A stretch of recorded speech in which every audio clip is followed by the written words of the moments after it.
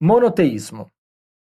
O grande e indizível mal no cerne de nossa cultura é o monoteísmo.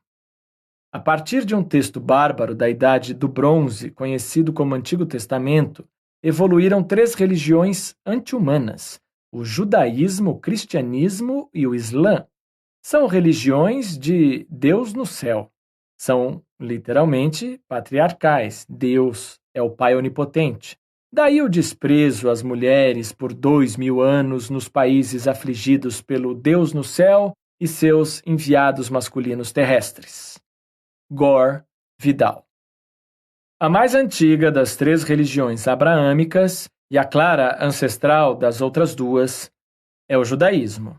Originalmente um culto tribal a um Deus único e desagradável que tinha uma obsessão mórbida por restrições sexuais, pelo cheiro de carne queimada, por sua superioridade em relação aos deuses rivais e pelo exclusivismo de sua tribo desértica escolhida.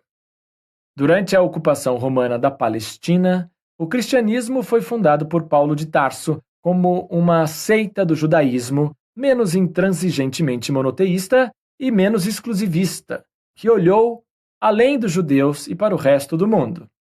Vários séculos depois, Maomé e seus seguidores retomaram o monoteísmo inflexível do original judaico, mas não seu exclusivismo, e fundaram o islamismo a partir de um novo livro sagrado, o Corão, ou Corão, acrescentando uma forte ideologia de conquista militar à disseminação da fé. O cristianismo também foi disseminado pela espada, primeiro nas mãos romanas, quando o imperador Constantino o elevou de culto excêntrico à religião oficial. Depois, nas dos cruzados, e depois nas dos conquistadores e outros invasores e colonizadores europeus com acompanhamento missionário. Para a maior parte de meus propósitos, as três religiões abraâmicas podem ser tratadas como indistinguíveis. Exceto quando eu declarar o contrário, terei principalmente o cristianismo em mente. Mas apenas porque, por acaso, essa é a versão com que tenho mais familiaridade. E não me preocuparei nem um pouco com outras religiões como o budismo e o confucionismo. Na verdade, o fato de elas serem tratadas não como religiões, mas como sistemas éticos ou filosofias de vida, quer dizer alguma coisa. A definição simples da hipótese de que Deus existe com que comecei tem de ser significativamente engordada para acomodar o Deus abraâmico. Ele não criou apenas o universo, ele é um Deus pessoal que vive dentro dele, ou talvez fora dele. O que quer que isso signifique. Possuidor das qualidades humanas desagradáveis às quais aludi. Qualidades pessoais, sejam agradáveis ou desagradáveis, não têm espaço no Deus deísta de Voltaire e Thomas Paine. Comparado ao delinquente psicótico do Antigo Testamento, o Deus deísta do iluminismo setecentista é um ser mais grandioso, respeitável por sua criação cósmica, altivamente despreocupado com as questões humanas, sublimemente indiferente a nossos pensamentos e esperanças particulares, alheio a nossos pecados ou penitências resmungadas. O Deus deísta é um físico que encerra toda a física, o alfa e ômega dos matemáticos, a apoteose dos projetistas. O hiperengenheiro estabeleceu as leis e as constantes do universo. Ajustou-as com uma precisão e uma antevisão extraordinárias. Detonou o que hoje chamamos de Big Bang, aposentou-se e ninguém nunca mais soube dele. Em épocas de fé mais exacerbada, os deístas foram considerados iguais aos ateus. Susan Jacoby, em Free Thinkers, A History of American Secularism, Livres Pensadores, uma história do secularismo americano, lista uma seleção dos epítetos lançados contra o pobre Tom Paine. Judas, réptil, porco, cachorro louco, bêbado nefasto, arquibesta, bruto, mentiroso e, é claro, infiel. Paine morreu abandonado por ex-amigos políticos envergonhados com suas opiniões anticristãs, com a honorável exceção de Jefferson. Hoje em dia, a situação mudou tanto que é mais provável que os deístas sejam contrastados com os ateus e agregados aos teístas. Afinal, eles realmente acreditam numa inteligência suprema que criou o universo. Secularismo, os pais fundadores e a religião dos Estados Unidos. É tradição assumir que os pais fundadores da República Americana eram deístas. Sem dúvida, muitos eram, embora já tenha sido alegada a possibilidade de que os maiores deles tenham sido ateus. O que eles escreveram sobre religião em sua época não me deixa dúvidas de que a maioria teria sido ateia em nossos tempos. Mas, quaisquer que tenham sido as opiniões religiosas de cada um deles para aquela época, a única coisa que eles eram coletivamente é secularistas.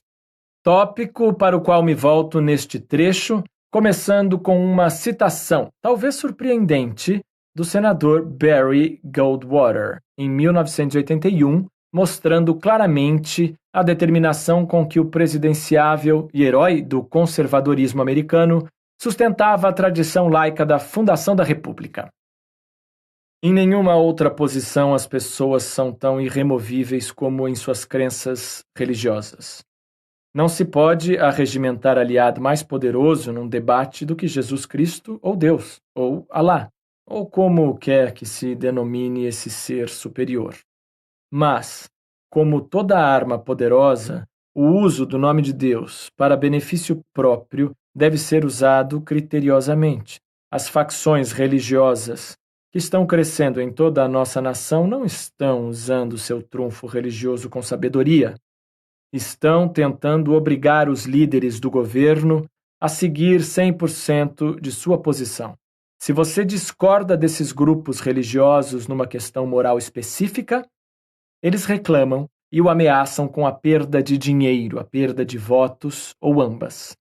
Estou, sinceramente, farto de pregadores políticos em todo este país me dizendo que, como cidadão, se eu quiser ser uma pessoa de moral, tenho de acreditar em A, B, C e D. Quem eles pensam que são? E de onde eles tiram a ideia de que têm o direito de impor suas crenças religiosas a mim? E fico ainda mais furioso porque sou um legislador que é obrigado a suportar as ameaças de todo grupo religioso que acha que tem algum direito divino de controlar meu voto em todas as votações do Senado. Hoje os advirto, vou combatê-los sem cessar se eles tentarem impor suas convicções morais a todos os americanos em nome do conservadorismo. As opiniões religiosas dos pais fundadores são objeto de grande interesse dos propagandistas da direita americana atual, ansiosa por empurrar sua versão da história. Contrariamente à visão deles, o fato de que os Estados Unidos não foram fundados como uma nação cristã foi bem cedo declarado nos termos do Tratado de Trípoli, elaborado em 1796, durante a presidência de George Washington e assinado por John Adams em 1797. Como o governo dos Estados Unidos da América não é, em nenhum sentido, fundamentado na religião cristã, como não tem, em si, nenhum caráter de inimizade contra as leis, a religião ou a tranquilidade dos muçulmanos, e como os ditos estados jamais entraram em guerra nem executaram nenhum ato de hostilidade contra nenhuma nação maometana, os lados declaram que nenhum pretexto derivado de opiniões religiosas jamais deverá causar a interrupção da harmonia existente entre os dois países. As palavras que abrem essa citação hoje causariam furor nas autoridades de Washington. Mas Ed Buckner demonstrou de maneira convincente que elas não causaram discórdia na época, nem entre políticos, nem no público. Muitas vezes já se ressaltou o paradoxo de que os Estados Unidos foram fundados com base no secularismo e hoje são o país mais religioso da cristandade enquanto a Inglaterra, com uma igreja estabelecida e chefiada por seu monarca constitucional, está entre os menos religiosos. Constantemente me perguntam por que isso acontece e eu não sei a resposta. Imagino ser possível que a Inglaterra tenha ficado cansada da religião depois do seu pavoroso histórico de violência entre crenças, com protestantes e católicos obtendo alternadamente a supremacia e sistematicamente assassinando o outro grupo. Outra sugestão emana da observação de que os Estados Unidos são um país de imigrantes. Um colega me aponta que os imigrantes, arrancados da estabilidade e do conforto de sua família na Europa, podem muito bem ter adotado a igreja como uma espécie de parente substituto em terra estrangeira. É uma ideia interessante, merecedora de mais pesquisas. Não há dúvida de que muitos americanos encaram sua igreja local como uma unidade importante de identidade, que tem, sim, alguns dos atributos de família. Outra hipótese é que a religiosidade dos Estados Unidos provém, paradoxalmente, do secularismo de sua Constituição, precisamente porque os Estados Unidos são legalmente laicos. A religião se transformou num empreendimento liberado. Igrejas rivais competem por congregações e pelo gordo dízimo que elas trazem consigo. E a concorrência é marcada por todas as técnicas agressivas de venda do mercado. O que funciona para o sabão em pó funciona para Deus. E o resultado é algo que se aproxima de uma mania de religião nas classes menos instruídas. Na Inglaterra, por outro lado, a religião, sob a égide da igreja estabelecida, transformou-se em pouco mais que um passatempo social agradável, quase não mais reconhecível como religião. Essa tradição inglesa é bem descrita por Giles Fraser, um sacerdote anglicano que também é monitor de filosofia em Oxford, em um texto publicado no The Guardian. O subtítulo do artigo de Fraser é "O estabelecimento da Igreja da Inglaterra tirou Deus da religião, mas há riscos numa abordagem mais vigorosa da fé." Houve um tempo em que o vigário da região era a figurinha carimbada da dramatis personae inglesa. Aquele homem excêntrico e gentil, apreciador de chá, com seus sapatos lustrosos e jeito bondoso, representava um tipo de religião que não deixava desconfortáveis as pessoas que não eram religiosas. Ele não teria um chilique existencial, nem o colocaria contra a parede perguntando se você já foi salvo. Menos ainda lançaria cruzadas desde o altar ou plantaria bombas de beira de estrada em nome de algum poder maior. Ecos de Nosso Padre, de Beechman, que citei no início do capítulo 1. Fraser continua e diz que o vigário simpático do campo, na prática, imunizou boa parte dos ingleses contra o cristianismo. Ele encerra seu artigo lamentando a tendência mais recente da Igreja da Inglaterra de levar de novo a religião a sério. E sua última frase é uma advertência. O temor é que podemos ter libertado o gênio do fanatismo religioso da lâmpada do establishment em que ele estava adormecido havia séculos. O gênio do fanatismo religioso está à solta nos Estados Unidos atuais, e os pais fundadores teriam ficado horrorizados.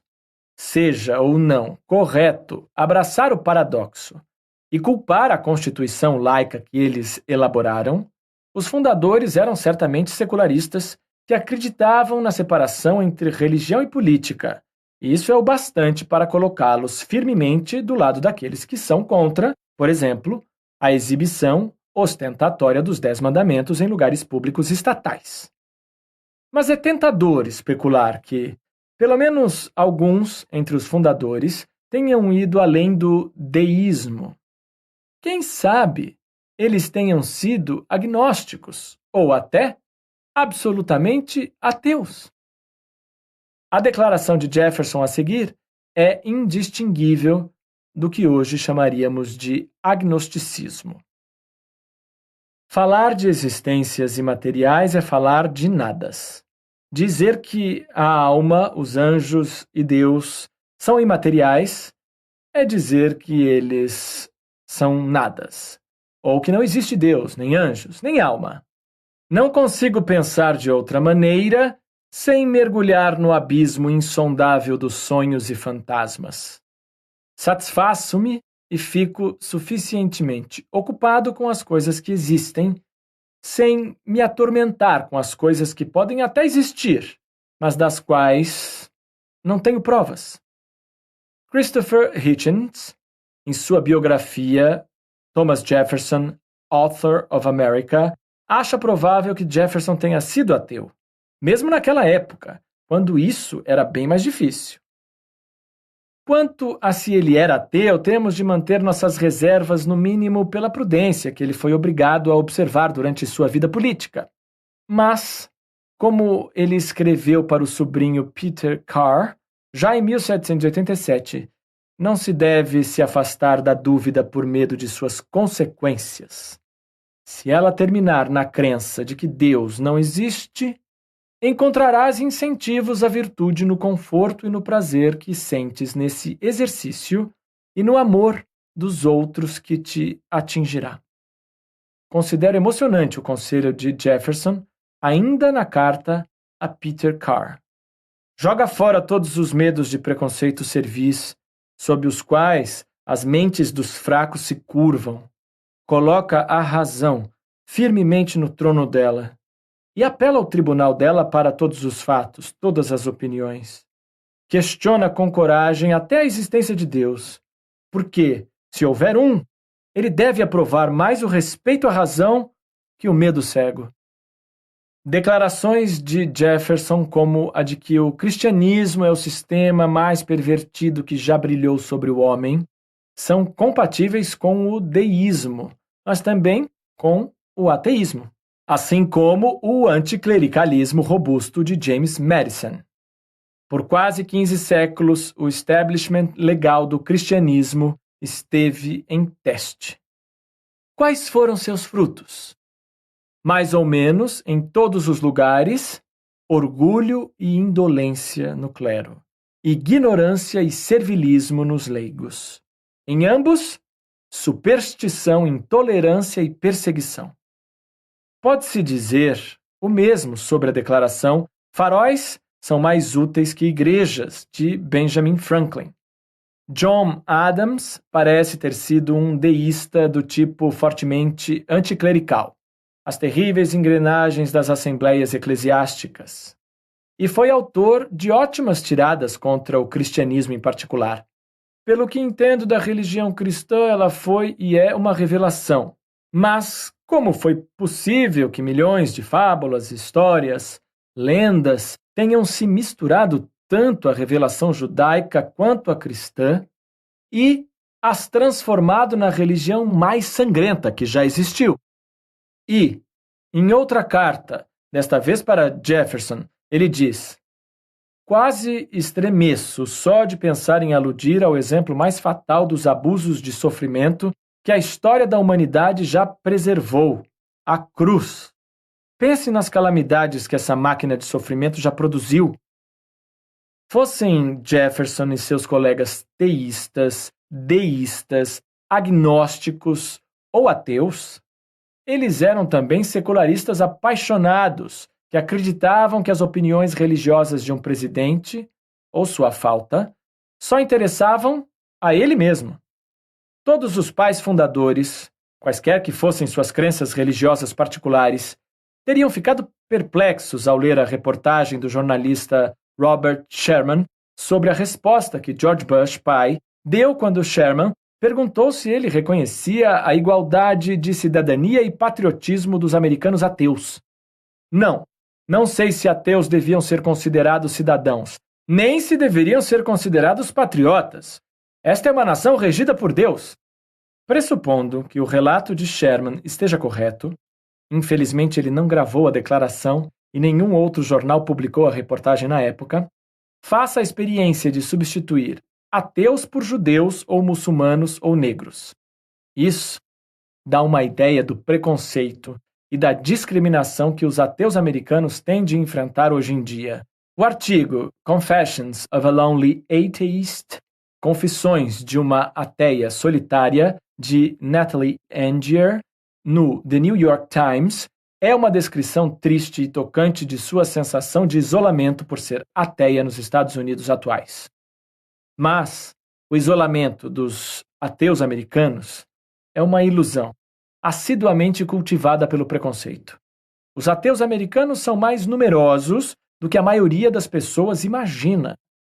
Como disse no prefácio, eles superam de longe em número o de judeus religiosos, embora o lobby judeu seja conhecido por sua enorme influência em Washington. O que os ateus americanos poderiam conseguir se organizassem adequadamente? Nota: Tom Flynn, editor da Free Inquiry, fala bem e com contundência. Secularism's Breakthrough Moment. O momento revolucionário do secularismo. Free Inquiry, 26/3/2006. pp. 16/7. Se os ateus são solitários e oprimidos, a culpa é só nossa.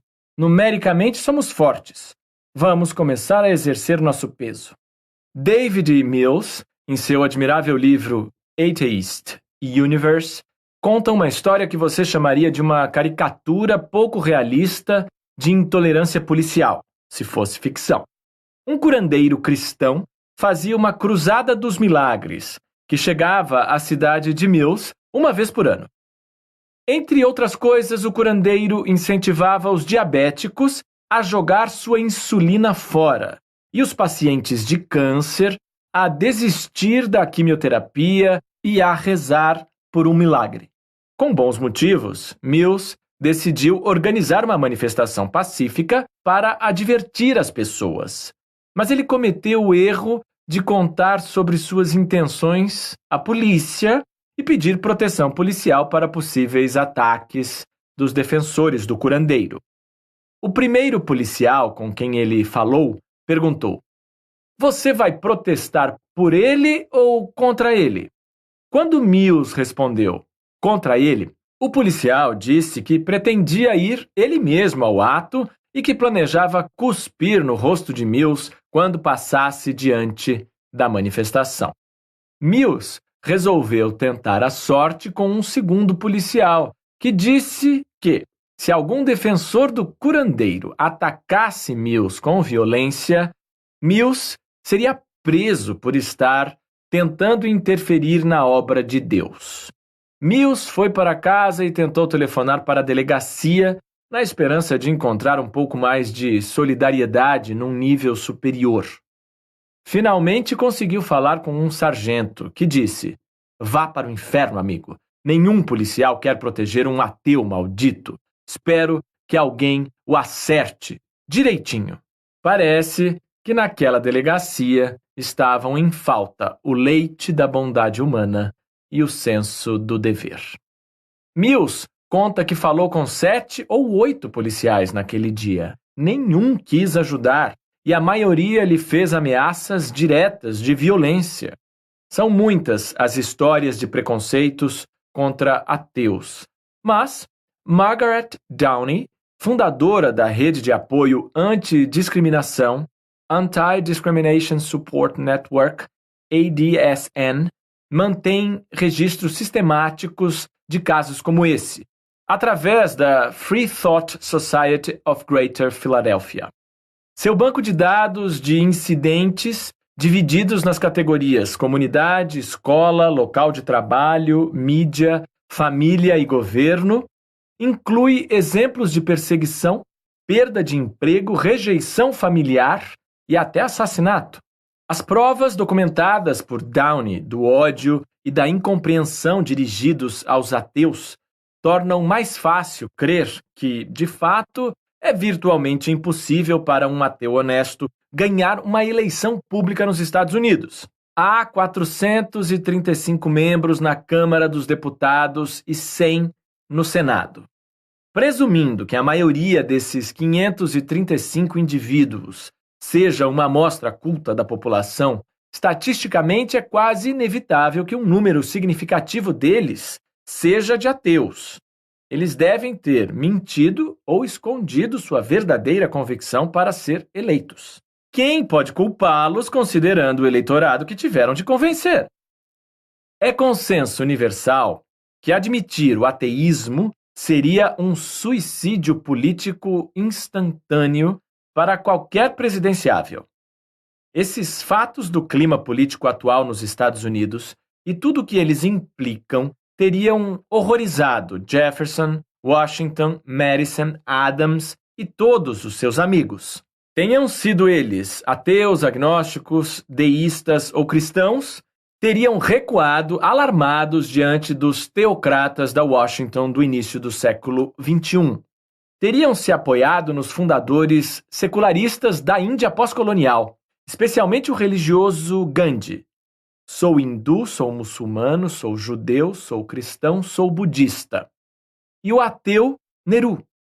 O espetáculo daquilo que é chamado de religião, ou qualquer tipo de religião organizada, na Índia ou em qualquer outro lugar, enche-me de horror e já o condenei com frequência no desejo de eliminá-lo.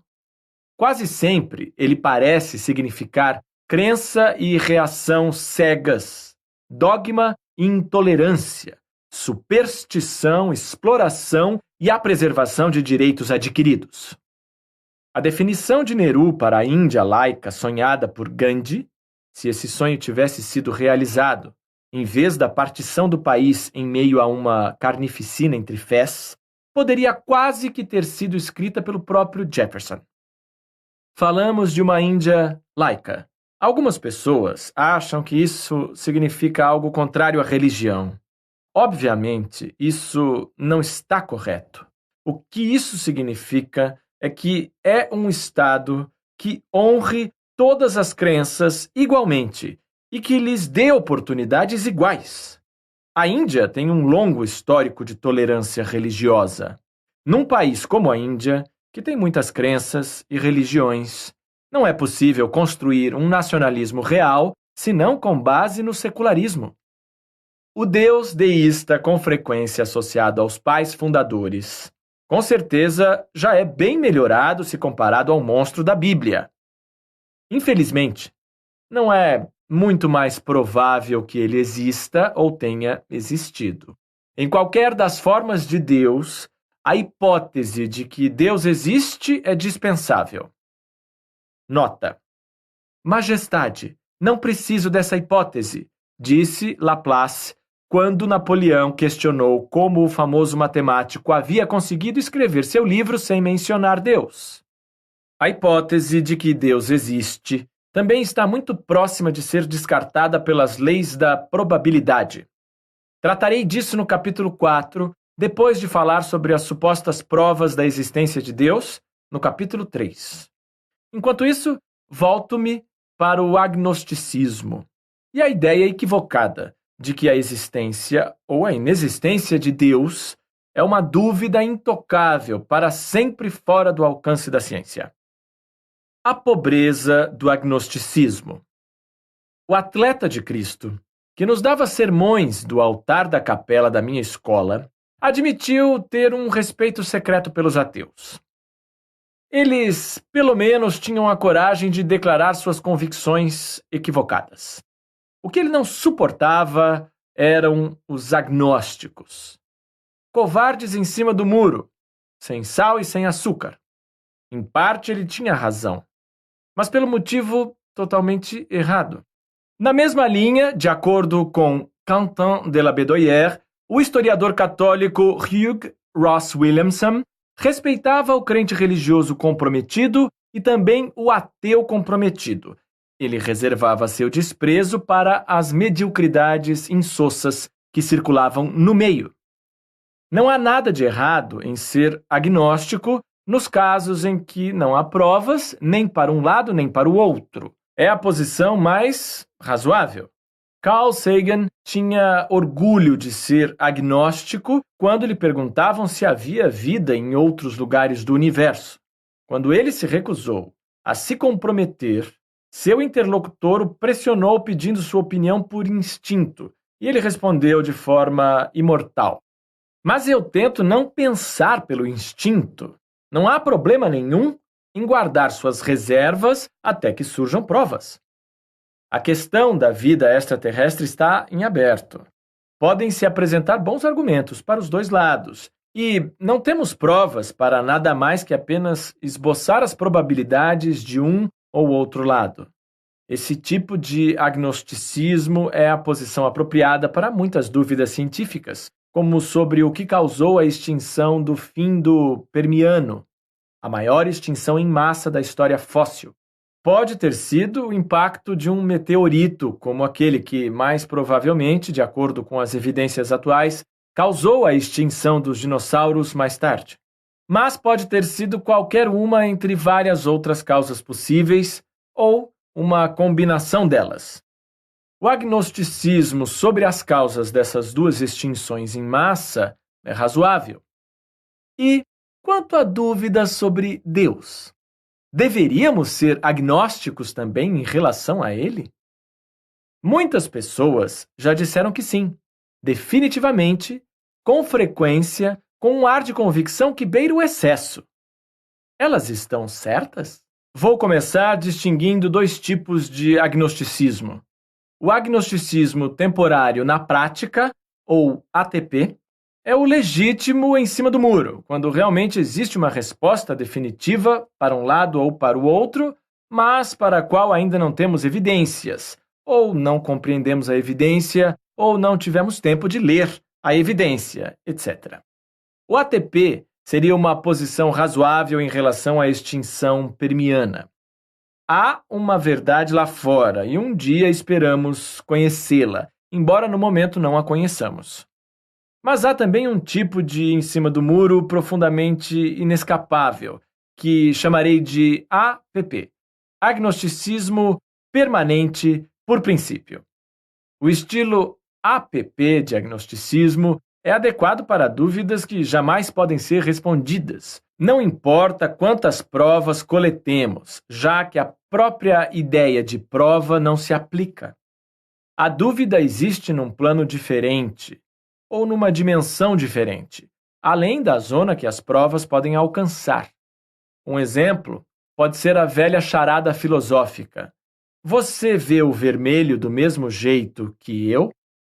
Quem sabe seu vermelho seja o meu verde ou alguma coisa completamente diferente de qualquer cor que eu possa imaginar.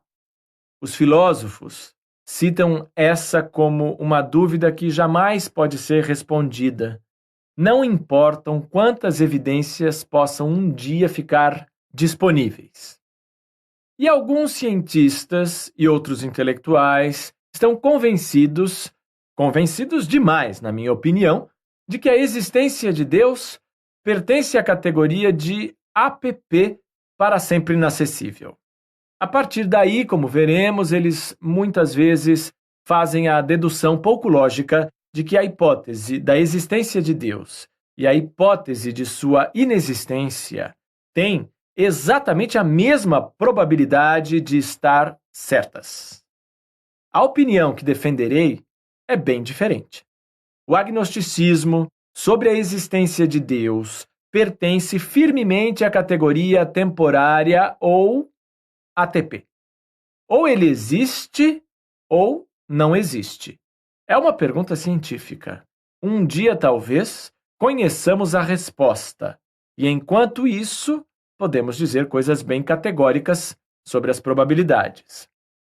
Na história das ideias, há exemplos de dúvidas que foram respondidas e que até então tinham sido consideradas para sempre fora do alcance da ciência. Em 1835, o consagrado filósofo francês Auguste Comte escreveu sobre as estrelas: Jamais poderemos estudar, por nenhum método, sua composição química ou sua estrutura mineralógica. Mas, antes mesmo de Comte cunhar essa frase, Fraunhofer tinha começado a usar seu espectroscópio para analisar a composição química do Sol. Hoje, Os espectroscopistas destroem diariamente o agnosticismo de Comte com suas análises a longa distância da composição química exata de estrelas distantes. Fosse qual fosse o status exato do agnosticismo astronômico de Comte, essa história sugere, no mínimo, que devemos hesitar antes de proclamar alto demais a veracidade eterna do agnosticismo. Ainda assim, em se tratando de Deus, boa parte dos filósofos e cientistas faz isso sem pestanejar, a começar pelo próprio inventor da palavra, T.H. Huxley. Huxley explicou seu novo termo ao rebater um ataque pessoal provocado pela palavra. O diretor do King's College de Londres, o reverendo Dr. Weiss, havia despejado desdém sobre o agnosticismo covarde de Huxley. Ele pode preferir se autodenominar agnóstico, mas seu nome real é bem mais antigo. Ele é um infiel, quer dizer, um descrente. A palavra infiel talvez carregue em si um significado desagradável. Talvez ela devesse mesmo. É e deveria ser uma coisa desagradável para um homem ter de dizer simplesmente que não acredita em Jesus Cristo. Huxley não era um homem que deixasse passar esse tipo de provocação, e sua resposta, em 1889, foi tão afiada quanto poderíamos esperar, embora jamais se afastando do escrúpulo das boas maneiras. Como o bulldog de Darwin, seus dentes foram afiados pela ironia polida vitoriana. Depois de ter dado ao Dr. Weiss sua merecida reprimenda e eliminado os vestígios, Huxley voltou à palavra agnóstico e explicou como chegou até ela. Os outros, afirmou ele, tinham bastante certeza de ter alcançado uma certa gnose, a de que haviam, de forma mais ou menos bem-sucedida, solucionado o problema da existência, enquanto eu tinha bastante certeza de não tê-la alcançado, e tinha uma convicção bem forte de que o problema era insolúvel. E, com Hume e Kant ao meu lado, não me considerei presunçoso por me apegar àquela opinião. Então pensei e inventei o que considerei o título apropriado de agnóstico. Mais adiante em seu discurso, Huxley explicou que os agnósticos não têm credo, nem um credo negativo. O agnosticismo, na verdade, não é um credo, mas um método, a essência do que está na aplicação rigorosa de um único princípio. De forma categórica, o princípio pode ser expresso assim: em questões do intelecto, não finja que as conclusões estão corretas quando elas não foram demonstradas ou não são demonstráveis. É isso que assumo como a fé agnóstica, que, se for mantida inteira e impoluta por um homem, ele não terá vergonha de encarar o universo, independentemente do que o futuro possa lhe reservar. Para um cientista, essas são palavras nobres, e não se critica T.H. Huxley levianamente. Mas Huxley, em sua concentração na absoluta impossibilidade de comprovar ou contraprovar Deus, parece ter ignorado a nuance da probabilidade. O fato de que não se pode nem comprovar, nem contraprovar a existência de alguma coisa, não coloca a existência e a inexistência em pé de igualdade. Não acho que Huxley teria discordado e suspeito que, quando ele parecia fazê-lo, estava recuando para fazer uma concessão em um ponto, na intenção de reforçar outro. Todos nós já fizemos isso alguma vez na vida. Ao contrário de Huxley, sugerirei que a existência de Deus é uma hipótese científica como qualquer outra. Mesmo sendo difícil de pôr à prova na prática, ela pertence à mesma categoria de ATP, ou agnosticismo temporário. Quanto às controvérsias sobre as extinções do Permiano e do Cretáceo, a existência ou inexistência de Deus é um fato científico sobre o universo, passível de ser descoberto por princípio, se não na prática. Se ele existisse e resolvesse revelar esse fato, o próprio Deus poderia argumentar inequivocamente a seu favor. E, mesmo que a existência de Deus jamais seja comprovada, nem descartada com certeza, as evidências existentes e o raciocínio podem criar uma estimativa de probabilidade que se afaste dos 50%. Levemos, então, a sério a ideia do espectro de probabilidades e coloquemos ao longo dele os juízos humanos sobre a existência de Deus entre dois extremos de certezas opostas. O espectro é contínuo, mas pode ser representado por 7 marcos. Primeiro, teísta convicto. Probabilidade de 100% de que Deus existe, nas palavras de C.G. Jung. Eu não acredito. Eu sei. Segundo, probabilidade muito alta, mas que não chega ao 100%. Teísta de facto. Não tenho como saber com certeza, mas acredito fortemente em Deus e levo minha vida na pressuposição de que Ele está lá. 3. Terceiro, maior que 50%, mas não muito alta. Tecnicamente agnóstico, mas com uma tendência ao teísmo. Tenho muitas incertezas, mas estou inclinado a acreditar em Deus. Quarto, exatamente 50%. Agnóstico completamente imparcial.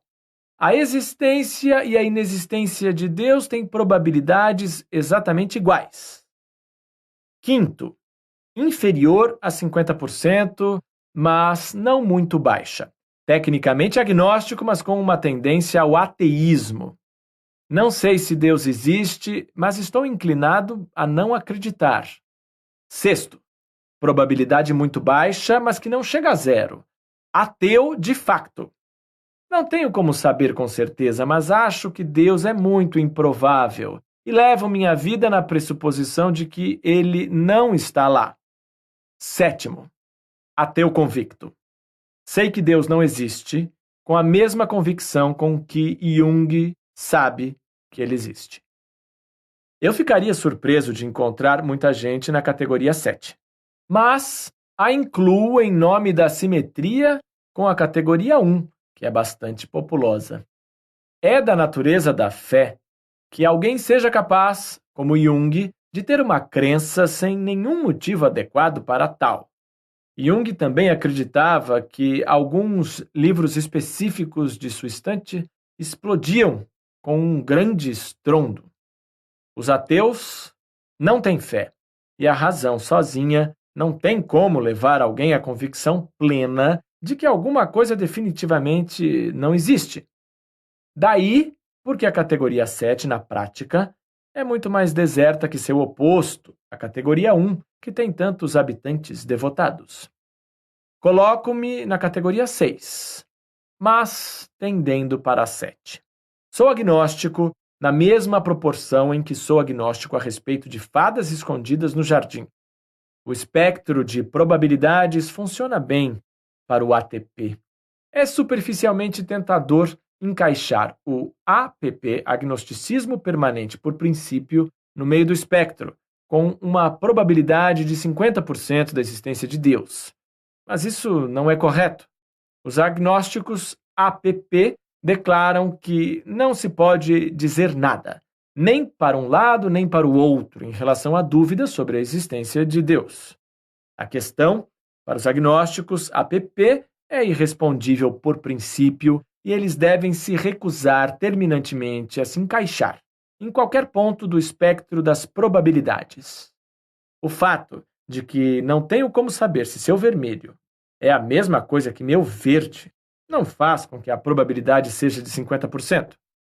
A proposição que se pode oferecer é sem sentido demais para ser agraciada com uma probabilidade. Mesmo assim, é um erro comum, que encontraremos novamente, assumir, a partir da premissa de que a dúvida sobre a existência de Deus é um princípio irrespondível, que sua existência ou inexistência tem probabilidades iguais. Outra forma de expressar esse erro é em termos do ônus da prova. E nesse formato ele é demonstrado divertidamente pela parábola de Bertrand Russell sobre o bule celeste. Muitos ortodoxos falam como se fosse obrigação dos céticos contraprovar dogmas consagrados e não dos dogmáticos comprová-los. Isso é, claro, um equívoco. Se eu sugerisse que entre a Terra e Marte há um bule de chá chinês rodando em torno do Sol numa órbita elíptica, ninguém seria capaz de contraprovar minha afirmação, desde que eu tenha tido cuidado de acrescentar que o bule é pequeno demais para ser revelado até pelos nossos telescópios mais potentes. Mas, se eu prosseguisse dizendo que, como minha afirmação não pode ser contraprovada, é uma presunção intolerável por parte da razão humana duvidar dela, imediatamente achariam que eu estava falando maluquices. Se, porém, a existência do bule tivesse sido declarada em livros antigos, ensinada como a verdade sagrada todos os domingos e instilada na cabeça das crianças na escola, a hesitação em acreditar em sua existência se tornaria um traço de excentricidade e garantiria ao questionador o atendimento por psiquiatras, numa era esclarecida, ou por um inquisidor em eras anteriores. Não perderíamos tempo falando disso, porque ninguém, que eu saiba, tem adoração por bules. Nota: talvez eu tenha falado cedo demais.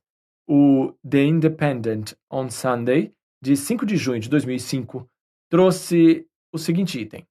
Autoridades malaias dizem que seita religiosa que construiu bule sagrado do tamanho de uma casa infringiu normas de planejamento. Mas, sob pressão, não hesitaríamos em declarar nossa forte crença de que positivamente não existe um bule em órbita.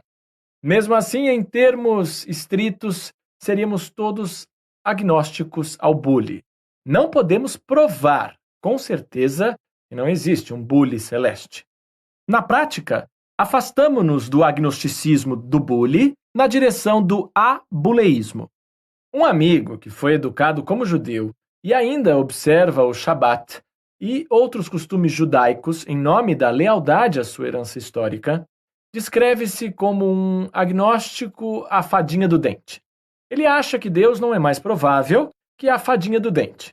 Não se pode contraprovar nenhuma das duas hipóteses, e ambas são igualmente prováveis. Ele é ateu, exatamente na mesma enorme proporção que é um afadinheu, e agnóstico em relação aos dois, exatamente na mesma pequena proporção. O bule de Russell representa, é claro, um número infinito de coisas cuja existência é concebível e não pode ser descartada com provas. O grande advogado americano Clarence Darrow disse: "Não acredito em Deus, pois não acredito na mamãe ganso." Nota do tradutor. Mamãe ganso, Mother Goose, referência à fictícia autora de uma série muito popular de contos infantis, publicada em Londres no século XVIII. O jornalista Andrew Miller acha que se comprometer com qualquer religião específica não é mais nem menos estranho que optar por acreditar que o mundo tem a forma de um losango e é carregado pelo cosmos nas pinças de duas enormes lagostas verdes chamadas Esmeralda e Keith. Um favorito dos filósofos é o unicórnio invisível, intangível e inaudível, cuja existência as crianças tentam todo ano negar, com provas no Camp Quest. Nota: o Camp Quest eleva a instituição americana do acampamento de verão a uma nova e admirável dimensão. Diferentemente de outros acampamentos de verão que seguem estilo religioso ou do escotismo, o Camp Quest, fundado por Edwin e Helen Cagin, em Kentucky, é administrado por humanistas laicos, e as crianças são incentivadas a pensar por si sós, com ceticismo, enquanto se divertem com todas as atividades ao ar livre tradicionais. www.campquest.org. Outros campquests com um ethos semelhante surgiram no Tennessee, em Minnesota, em Michigan, em Ohio e no Canadá. Uma divindade popular na internet hoje em dia, e tão impossível de ser contraprovada quanto Javé ou qualquer outra, é o monstro de espaguete voador, e muitos afirmam tê-los tocado com seus apêndices de massa. Adorei saber que o Evangelho do Monstro de Espaguete Voador foi publicado em livro, tendo sido muito aclamado. Não o li, mas quem precisa ler um evangelho quando simplesmente se sabe que é verdade? Aliás, tinha que acontecer. Um grande cisma já ocorreu, resultando na Igreja Reformada do Monstro de Espaguete Voador. O ponto principal desses exemplos extremos é que eles são todos impossíveis de ser contraprovados, embora ninguém ache que a hipótese da existência deles esteja no mesmo nível de probabilidade que a hipótese de sua inexistência. A tese de Russell é de que o ônus da prova recai sobre os crentes, não sobre os incrédulos. A minha é de que a probabilidade a favor do bully, monstro de espaguete, esmeralda, equife, unicórnio, etc., não é igual à probabilidade contra ele. O fato de que bullies em órbita e fadinhas do dente não podem ter sua inexistência comprovada não é considerado por nenhuma pessoa racional o tipo de fato que solucione um debate interessante. Ninguém se sente obrigado a comprovar a inexistência dos milhões de coisas fantásticas que uma imaginação fértil e brincalhona é capaz de sonhar. Eu me divirto com a estratégia, quando me perguntam se sou ateu, de lembrar que o autor da pergunta também é ateu no que diz respeito a Zeus, Apolo, Amon-Ra, Mitra, Baal, Thor, Wotan, o bezerro de ouro e o monstro de espaguete voador. Eu só fui um deus além. Todos nós nos sentimos no direito de manifestar um ceticismo extremo, chegando ao ponto da descrença pura e simples, exceto pelo fato de que, no caso de unicórnios, fadinhas do dente e dos deuses da Grécia, de Roma, do Egito e dos vikings, não há necessidade hoje em dia de se preocupar com isso. No caso do Deus abraâmico, porém, há a necessidade de se preocupar, porque uma proporção significativa das pessoas com quem dividimos o planeta acredita mesmo, convictamente, em sua existência. O bully de Russell demonstra que a onipresença da crença em Deus, se comparada à crença em bullies celestes, na teoria não inverte o ônus da prova, embora pareça invertê-lo em termos de política na prática. O fato de que não se pode provar a inexistência de Deus é aceito e trivial, nem que seja só no sentido de que nunca podemos provar plenamente a inexistência de nada. O que interessa não é se a inexistência de Deus pode ser comprovada. Não pode. Mas se sua existência é possível. Essa é outra história. Algumas coisas não comprováveis são julgadas de modo sensato bem menos possíveis que outras coisas não comprováveis. Não há motivo para achar que Deus está imune à análise ao longo do espectro das probabilidades. E certamente não há motivo para supor que, só porque Deus não pode ter sua existência comprovada ou descartada, a probabilidade de sua existência seja de 50%. Pelo contrário, como veremos. Assim como Thomas Huxley recuou para defender da boca para fora o agnosticismo completamente imparcial, bem no meio do meu espectro de 7 estágios, os teístas fazem a mesma coisa na outra direção e por motivos equivalentes. O teólogo Alistair McGrath faz dessa questão o ponto central de seu livro Dawkins, God, Genes, Memes and the Origin of Life. O Deus de Dawkins, genes, memes e a origem da vida. Na verdade, depois de seu resumo admiravelmente justo de minhas obras científicas, Este parece ser o único ponto de refutação que ele tem a oferecer. A alegação, inegável, mas ignominiosamente fraca, de que não se pode descartar com provas a existência de Deus. Enquanto lia Macraff, uma página atrás da outra, me via anotando bully nas margens. Novamente invocando T.H. Huxley, Macraff diz: farto dos teístas e ateus que fazem declarações dogmáticas inúteis com base em evidências empíricas inadequadas, Huxley declarou que a questão sobre Deus não pode ser solucionada com base no método científico. Macraff prossegue citando Stephen Jay Gould, num tom parecido. Dizer para todos os meus colegas e pela milionésima vez, de debates universitários até tratados complexos, a ciência simplesmente não é capaz, por seus meios legítimos, de adjudicar a questão da possível superintendência de Deus sobre a natureza. Nem a afirmamos, nem a negamos. Simplesmente não podemos comentá-la como cientistas. Apesar do tom confiante, quase agressivo da declaração de Gould, qual é, na verdade, sua justificativa? Por que não devemos comentar sobre Deus como cientistas? E por que o bully de Russell ou o monstro de espaguete voador não são igualmente imunes ao ceticismo científico? Como argumentarei daqui a pouco, um universo com um superintendente criativo seria bem diferente de um universo sem esse superintendente. Por que não é uma questão científica? Gould executou a arte de recuar a distâncias incríveis em um de seus livros menos admirados, Pilares do Tempo. Ali ele cunhou a sigla MNI. Nota do tradutor. No original, NOMA, Non-Overlapping Magisteria.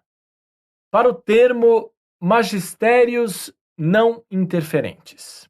A rede, ou magistério da ciência, abrange o âmbito empírico, do que o universo é feito, fato, e por que ele funciona desse modo, teoria. O magistério da religião estende-se para questões de significado definitivo e valor moral. Esses dois magistérios não se sobrepõem, nem englobam todas as dúvidas. Considere, por exemplo, o magistério da arte e o significado de beleza. Para citar os velhos clichês, a ciência trata das rochas e a religião da rocha eterna. A ciência estuda como funciona o céu e a religião como ir para o céu. Parece ótimo, até que você pense um instante sobre o assunto. Quais são essas questões definitivas em cuja presença a religião é convidada de honra e a ciência deve respeitosamente se retirar? Martin Rees, o respeitado astrônomo de Cambridge, que já mencionei, começa seu livro Our Cosmic Habitat propondo duas candidatas a questões definitivas e dando uma resposta compatível com o MNI. O mistério preeminente é porque, afinal, qualquer coisa existe. O que insufla a vida nas equações e as atualizou no cosmos real? Essas perguntas vão além da ciência. No entanto, elas são província de filósofos e teólogos.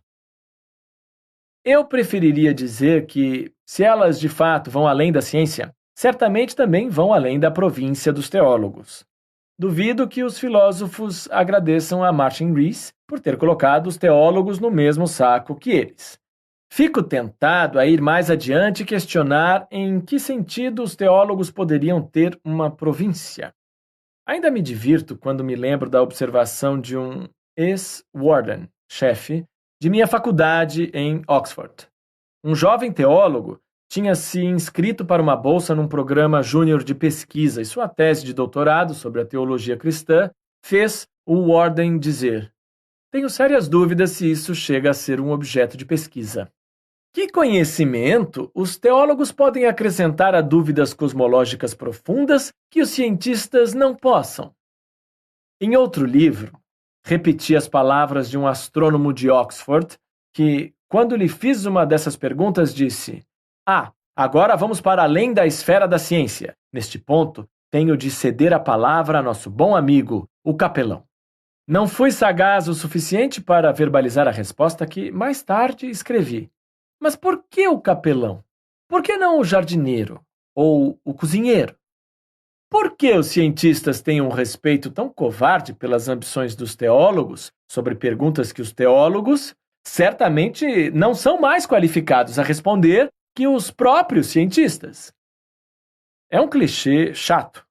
E, diferentemente de muitos clichês, não é nem verdade dizer que a ciência se preocupa com perguntas sobre como, mas só a teologia está equipada para responder a perguntas sobre por quê. O que diabos é uma pergunta sobre por quê? Nem toda pergunta que começa com um porquê é uma pergunta legítima. Por que os unicórnios são ocos? Algumas perguntas simplesmente não merecem resposta. Qual é a cor da abstração? Qual é o cheiro da esperança? O fato de que uma pergunta possa ser elaborada numa frase gramaticalmente correta não lhe dá sentido, nem a faz merecedora de nossa atenção séria. Assim como, mesmo que a pergunta seja real, o fato de que a ciência não é capaz de respondê-la não implica que a religião o seja. Talvez existam algumas perguntas genuinamente profundas e importantes que estarão para sempre fora do alcance da ciência. Quem sabe a teoria quântica já esteja às portas do insondável. Mas, se a ciência não pode responder a uma pergunta definitiva, o que faz alguém pensar que a religião possa?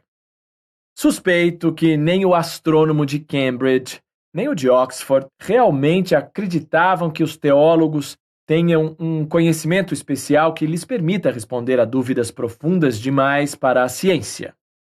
Suspeito que os dois astrônomos estavam, mais uma vez, recuando para ser polidos. Os teólogos não têm nada de útil a dizer sobre mais nada. Vamos jogar um bolinho para eles e deixá-los preocupados com uma ou duas perguntas a que ninguém consegue responder e talvez jamais conseguirá. Ao contrário de meus amigos astrônomos, não acho que devamos jogar um bolinho para eles.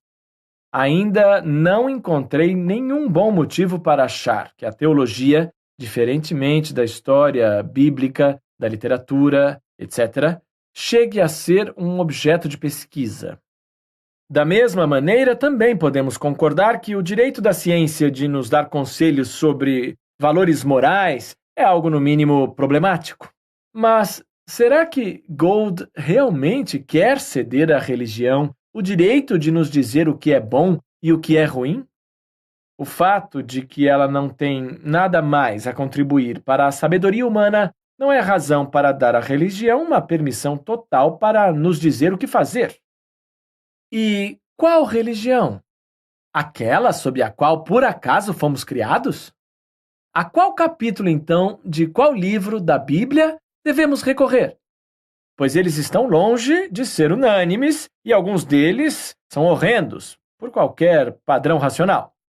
Quantos literalistas leram o suficiente da Bíblia para saber que ela prescreve a pena de morte para o adultério, por recolher gravetos no dia de descanso e por ser insolente com os pais?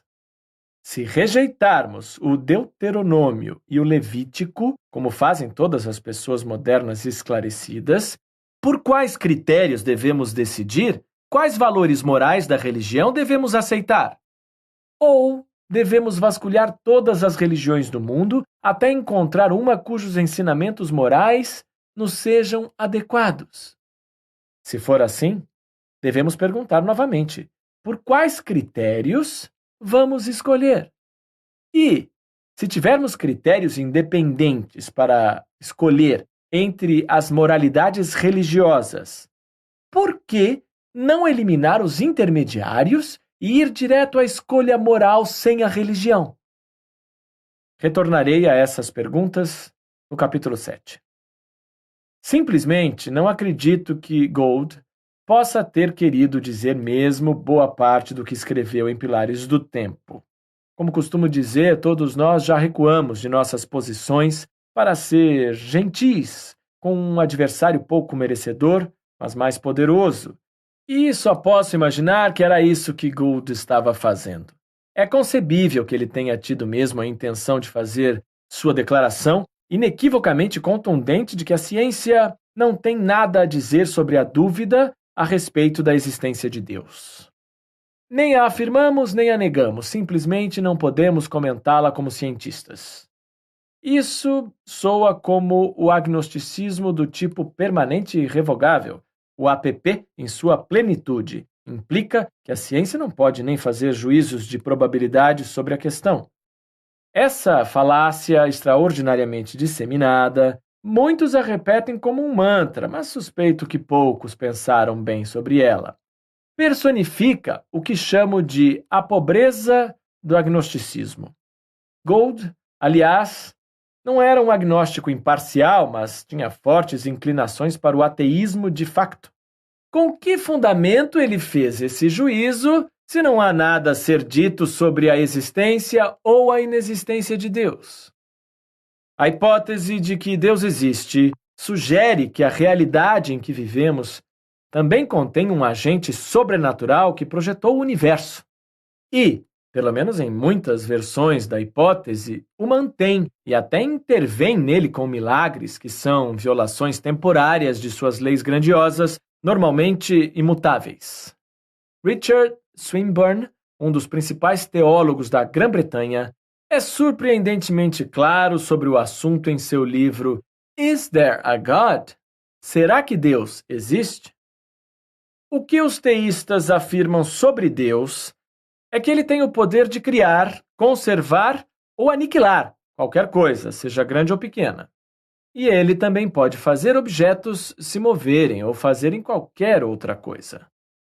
Ele consegue fazer os planetas se moverem de modo como Kepler descobriu que eles se movem, ou fazer a pólvora explodir quando a acendemos com um fósforo.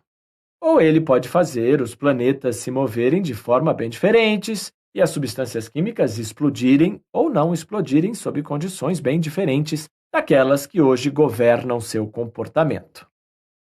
Deus não é limitado pelas leis da natureza. Ele as faz e pode mudá-las ou suspendê-las se quiser. Fácil, não? O que quer que isso seja, está bem longe do MNI. E, por mais que eles digam outra coisa, os cientistas que se alistam na escola de pensamento dos magistérios separados deveriam admitir que um universo com um criador sobrenaturalmente inteligente é um universo muito diverso daquele sem esse criador. A diferença entre os dois universos hipotéticos dificilmente seria mais fundamental em princípio, apesar de não ser fácil testá-la na prática. E ela derruba o dito complacente e sedutor de que a ciência deve ficar totalmente quieta sobre a alegação central da religião sobre a existência. A presença ou ausência de uma superinteligência criativa é indiscutivelmente uma dúvida científica, embora na prática ela não seja ou ainda não seja uma dúvida resolvida. O mesmo vale para a veracidade ou para a falsidade de cada uma das histórias sobre milagres que as religiões usam para impressionar multidões de fiéis. Jesus teve um pai humano ou sua mãe era virgem na época de seu nascimento?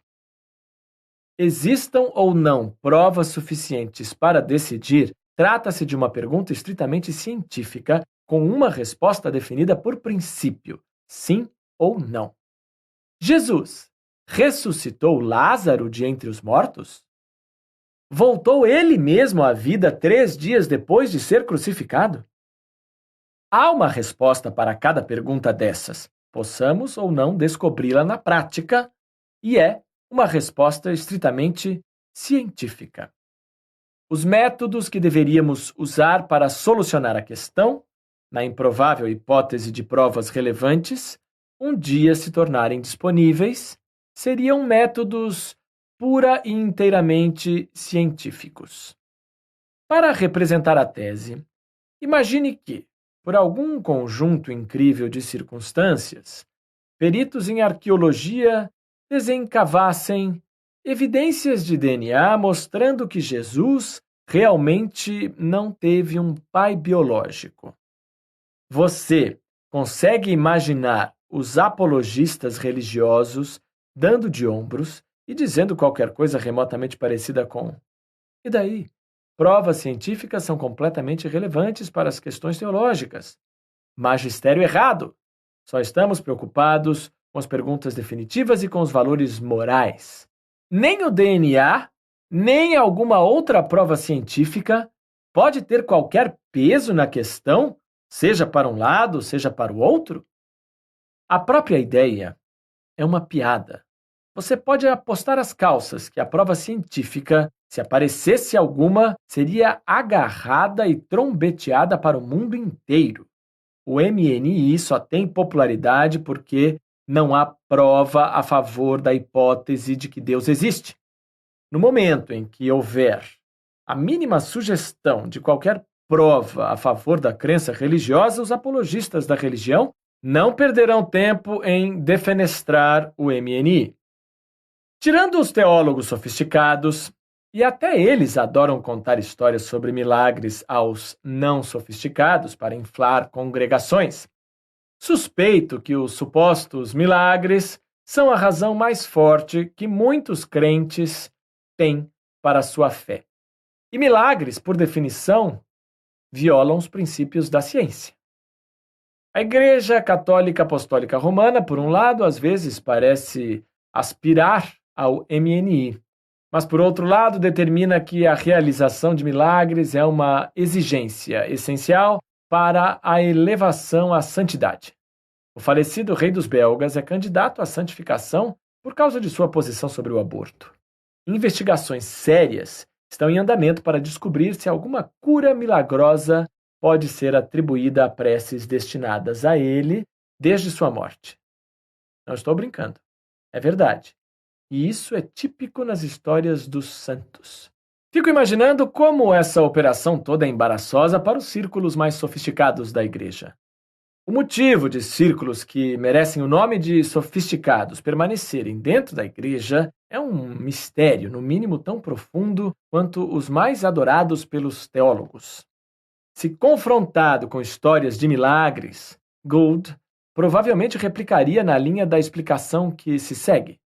O grande ponto do MNI é que ele é uma barganha de duas vias. No momento em que a religião pisa no terreno da ciência e começa a bagunçar o mundo real com milagres, ela deixa de ser religião no sentido que Gould defende, e sua amicabilis concordia é rompida. Perceba, porém, que a religião sem milagres, defendida por Gould, não seria reconhecida pela maioria dos teístas praticantes nos bancos de igreja ou nos tapetes de oração.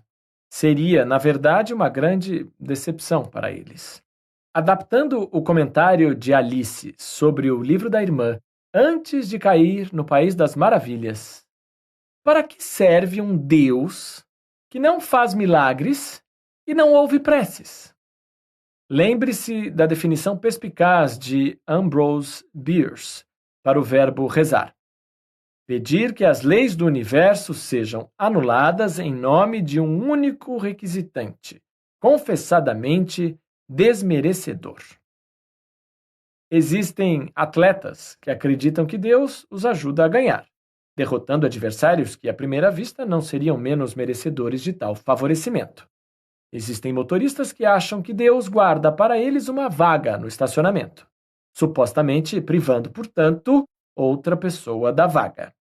Esse estilo de teísmo é vergonhosamente disseminado e dificilmente será afetado por qualquer coisa tão superficialmente racional quanto o MNI. Mesmo assim, sigamos Gold e reduzamos nossa religião a um mínimo não intervencionista. Nada de milagres, nada de comunicação pessoal entre Deus e nós, em nenhuma direção. Nada de brincadeiras com as leis da física, nada de invasões ao terreno científico. No máximo, um pequeno impulso deístico às condições iniciais do universo, para que, na plenitude do tempo, as estrelas, os elementos, os compostos químicos e os planetas se desenvolvam e a vida evolua. Com certeza é uma separação adequada, certo? O MNI conseguirá sobreviver a esse modelo mais modesto e humilde de religião, certo? Bem, você pode achar que sim, mas sugiro que, mesmo um Deus não intervencionista, um Deus MNI, embora menos violento e desajeitado que um Deus abraâmico, ainda seja, quando se olha para ele com honestidade, uma hipótese científica.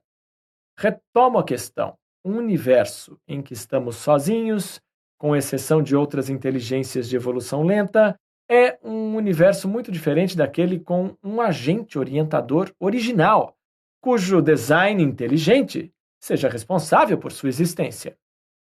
Admito que na prática pode não ser fácil distinguir um tipo de universo do outro. Mesmo assim, há algo de enormemente especial na hipótese do design definitivo, e igualmente especial na única alternativa conhecida, a evolução gradativa no sentido mais amplo. Elas são quase irreconciliavelmente diferentes. Como nada mais no mundo, a evolução realmente dá uma explicação para a existência de entidades cuja improbabilidade as descartaria para todos os fins práticos. E a conclusão da discussão, como mostrarei no capítulo 4, é quase definitivamente fatal para a hipótese de que Deus existe. O grande experimento da prece. Um estudo de caso divertido, apesar de bastante patético sobre os milagres, é o grande experimento da prece. Rezar por pacientes os ajuda a se recuperar? Preces costumam ser oferecidas a pessoas doentes, tanto no ambiente privado como em locais formais de adoração. Francis Galton, primo de Darwin, foi o primeiro a avaliar cientificamente se rezar pelas pessoas é eficaz. Ele lembrou que todo domingo, em igrejas de toda a Grã-Bretanha, congregações inteiras rezavam publicamente pela saúde da família real. A família não deveria, então, portanto, ser bem mais saudável se comparada ao resto de nós, que só recebemos preces dos nossos entes mais próximos e queridos? Nota: quando minha faculdade de Oxford elegeu o Warden, que citei anteriormente, os pesquisadores beberam em público a sua saúde por 3 noites seguidas. No terceiro desses jantares, ele agradeceu em seu discurso de resposta ao brinde. Já me sinto melhor. Galton investigou e não encontrou nenhuma diferença estatística. Sua intenção, em todo caso, pode ter sido fazer sátira, assim como quando rezou sobre lotes de terra aleatórios para ver se as plantas cresceriam mais rápido. Não cresceram. Mais recentemente, o físico Russell Stannard, um dos 3 cientistas religiosos mais conhecidos da Grã-Bretanha, como veremos, deu seu apoio a uma iniciativa, financiada, é claro, pela Fundação Templeton, para testar experimentalmente a proposição de que rezar por pacientes doentes contribui para a sua saúde.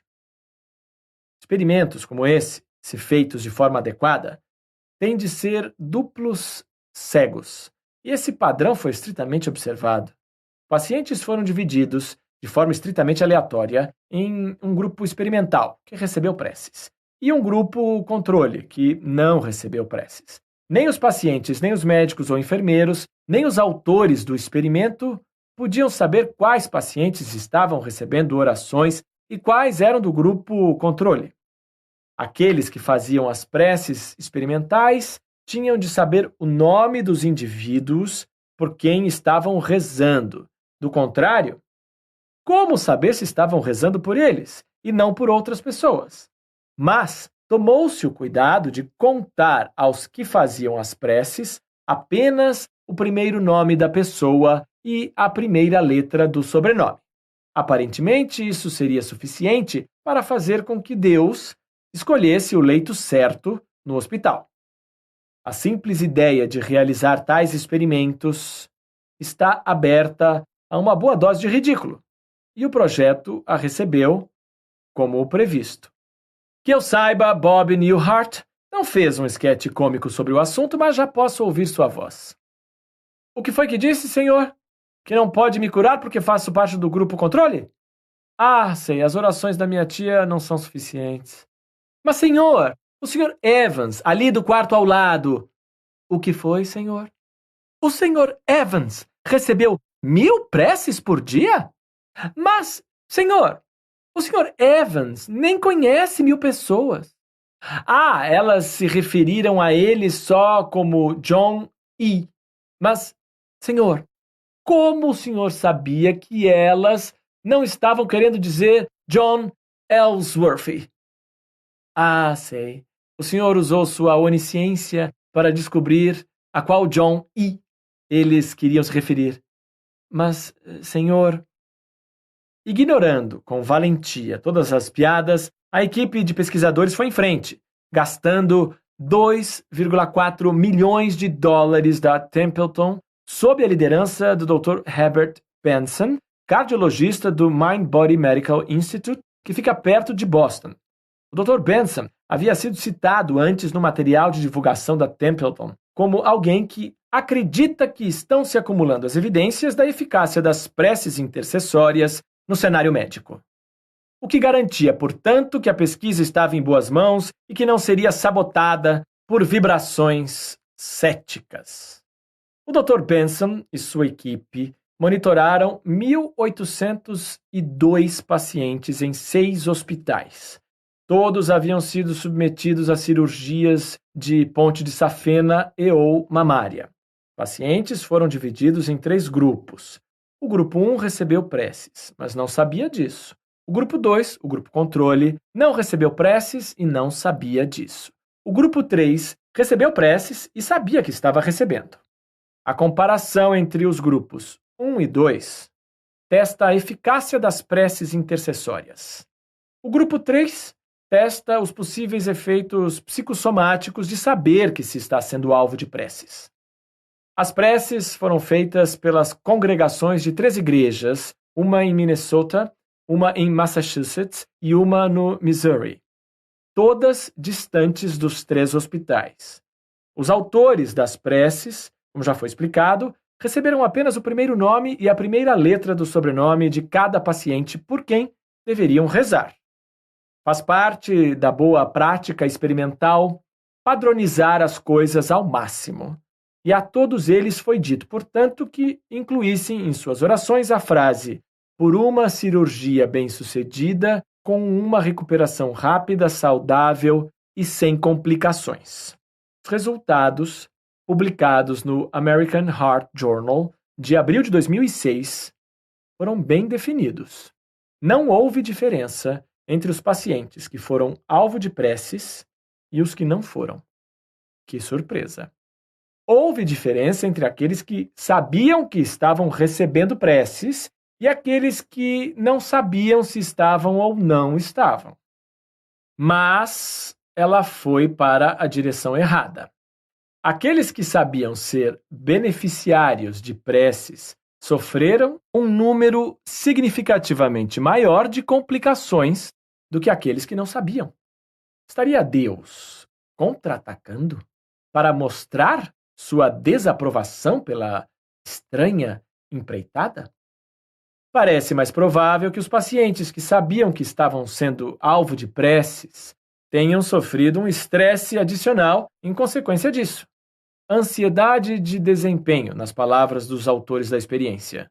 O Dr. Charles Bethia, um dos pesquisadores, disse: isso pode tê-los deixado inseguros e se perguntando: será que estou tão doente que eles tiveram de convocar a equipe de oração? Na sociedade litigiosa de hoje, seria querer demais achar que aqueles pacientes que tiveram complicações cardíacas, em consequência do fato de saber que estavam recebendo preces experimentais, possam entrar na justiça com uma ação coletiva contra a Fundação Templeton? Não seria surpresa se esse estudo sofresse a oposição dos teólogos, talvez preocupados com sua capacidade de lançar a religião no ridículo. O teólogo Richard Swinburne, de Oxford, escrevendo depois do fracasso do estudo, fez objeções a ele, afirmando que Deus só atende a preces feitas com bons motivos. Rezar para uma pessoa e não para outra, só por causa do que determinaram os dados do experimento duplo cego, não constitui um bom motivo. Deus perceberia. Era exatamente esse o alvo da minha sátira de Bob Newhart. E Swinburne tem razão em alegar a mesma coisa. Mas em outros trechos de seu trabalho, o próprio Swinburne supera a sátira. Não pela primeira vez, ele tenta justificar o sofrimento num mundo governado por Deus. Meu sofrimento me dá a oportunidade de mostrar coragem e paciência. Ele lhe dá a oportunidade de mostrar solidariedade e de ajudar a aliviar o meu sofrimento. E oferece à sociedade a oportunidade de escolher se deve ou não investir grande quantia de dinheiro para encontrar uma cura para esse ou aquele tipo específico de sofrimento. Embora um bom Deus lamente nosso sofrimento, sua maior preocupação é certamente que cada um de nós mostre paciência, solidariedade e generosidade, e assim forme um caráter sagrado. Algumas pessoas precisam muito ficar doentes para o seu próprio bem, e algumas pessoas precisam muito ficar doentes para proporcionar escolhas importantes para outras. Só assim algumas pessoas são encorajadas a fazer escolhas graves sobre o tipo de pessoa que serão. Para outros, a doença não é tão útil. Esse exemplar grotesco de raciocínio, tão típico da mente teológica, faz-me lembrar de uma ocasião em que eu estava numa discussão pela televisão com Swinburne e também com nosso colega de Oxford, o professor Peter Atkins. Swinburne, em determinado momento, tentou justificar o Holocausto, afirmando que ele deu aos judeus a maravilhosa oportunidade de serem corajosos e nobres. Peter Atkins rosnou, esplêndido, que você apodreça no inferno. Nota: essa conversa ficou de fora na edição da versão que foi ao ar. O fato de que a afirmação de Swinburne é típica de sua teologia é indicado por seu comentário bastante semelhante sobre Hiroshima em The Existence of God, 2004, página 264. Suponha que uma pessoa a menos tivesse sido queimada pela bomba atômica de Hiroshima. Então, teria havido menos oportunidade para a coragem e a solidariedade. Outro exemplar típico do raciocínio teológico surge mais além no artigo de Swinburne. Com razão, ele sugere que, se Deus quisesse demonstrar sua própria existência, ele encontraria métodos melhores de fazê-lo do que não alterar ligeiramente as estatísticas da recuperação do grupo experimental versus o grupo controle de pacientes cardíacos. Se Deus existisse e quisesse nos convencer disso, ele poderia encher o mundo de supermilagres. Mas então Swinburne solta sua pérola. Já há muitas evidências, de qualquer maneira, da existência de Deus. E evidência demais pode não ser bom para nós. Evidência demais pode não ser bom para nós. Ouça de novo. Evidência demais pode não ser bom para nós. Richard Swinburne é o detentor, recentemente aposentado, de um dos mais respeitados cargos de professor de teologia e pertence à Academia Britânica. Se você quer um teólogo, eles não vêm com muito mais distinções que isso. Talvez você não queira um teólogo. Swinburne não foi o único teólogo a desmerecer o estudo depois de seu fracasso. O reverendo Raymond J. Lawrence recebeu um espaço generoso da página de artigos do The New York Times para explicar por que líderes religiosos responsáveis vão respirar aliviados, porque não foi encontrada nenhuma prova de que as preces intercessórias surtem algum efeito. Teria ele adotado um tom diferente se o estudo de Bentham tivesse sido bem-sucedido e demonstrasse o poder da prece? Talvez não, mas você pode ter certeza de que muitos outros pastores e teólogos teriam. O artigo do reverendo Lawrence é memorável, sobretudo pela seguinte revelação. Recentemente, um colega me contou sobre uma mulher devotada e instruída que acusou um médico de má conduta no tratamento de seu marido.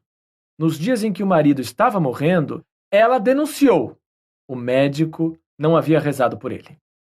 Outros teólogos uniram-se aos céticos inspirados no MNI, defendendo que estudar a prece dessa forma era um desperdício de dinheiro, porque as influências sobrenaturais estão, por definição, fora do alcance da ciência. Mas, como reconheceu corretamente a Fundação Templeton, quando financiou o estudo, o suposto poder de intercessão da oração está, pelo menos em princípio, dentro do alcance da ciência. Um experimento duplo cego pode ser feito e foi feito. Ele poderia ter produzido um resultado positivo.